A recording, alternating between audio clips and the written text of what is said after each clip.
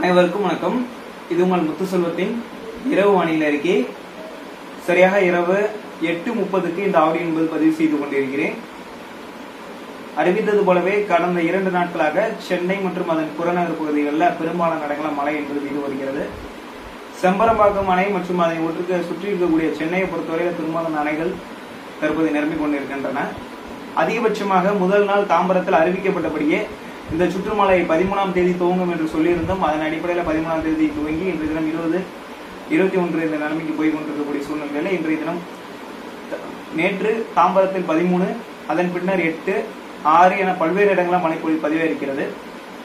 வரக்கூடிய மணி நேரங்களில் சென்னை மற்றும் புறநகர் பகுதிகளில் காற்றின் திசைவேக மாறுபாடு மற்றும் வெப்பச்சலனத்தின் காரணமாக அடுத்த 3 மணி நேரத்திற்குள் குறைந்தபட்சம் கிருஷ்ணகிரி, திருப்பத்தூர், வேலூர், ராணிப்பேட்டை, திருவண்ணாமலை, கள்ளக்குறிச்சி உள்ளிட்ட மாவட்டங்களில் இடியுடன் கூடிய கனமழையும் சில இடங்களில் காற்றுடன் கூடிய மிக கனமழை வரையிலும் இருக்கலாம்.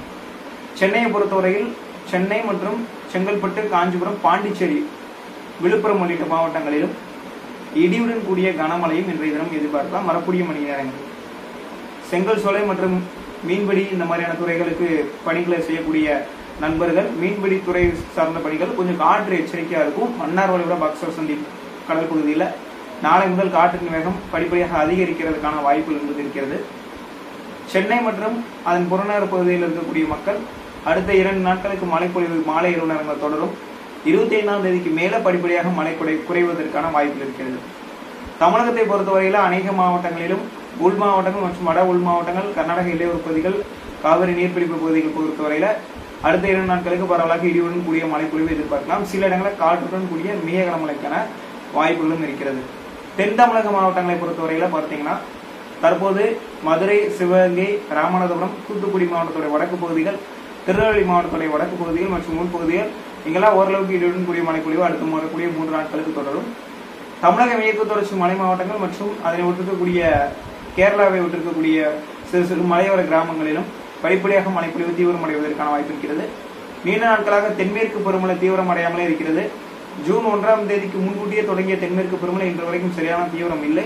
வரக்கூடிய நாட்கள்ல அதாவது 25ஆம் தேதிக்கு மேல படிப்படியாக தென்மேற்கு பருவமழை தீவிரமடைந்து ஒரு லோ பிரஷர் அல்லது ஒரு குறைந்தபட்ச காற்றழுத்த தாழ்வு நிலை முதல் காற்றழுத்த தாழ்வு பகுதி வரையிலும் மேற்கு வங்கம், வங்கதேசம் அதனை ஒட்டிருக்கக்கூடிய போட்பள்ளர் அருகே அந்தமான் நிக்கோபார் தீவு, வடமேற்கு அந்தமான் நிக்கோபார் தீவு அருகே ஒரு புதிய காற்றழுத்த தாழ்வு பகுதி வரக்கூடிய 25ஆம் தேதிக்கு மேல உருவாகிறதுக்கான சாத்தியக்கூறுகள் இருக்கிறது. உருவாகும் பட்சத்தில் கேரளா, கர்நாடகா மற்றும் தமிழகம் உள்ளிட்ட மாநிலங்களில் தென்மேற்கு பருவமழை தீவிரமடையக்கூடும் என எதிர்பார்க்கப்படுகிறது.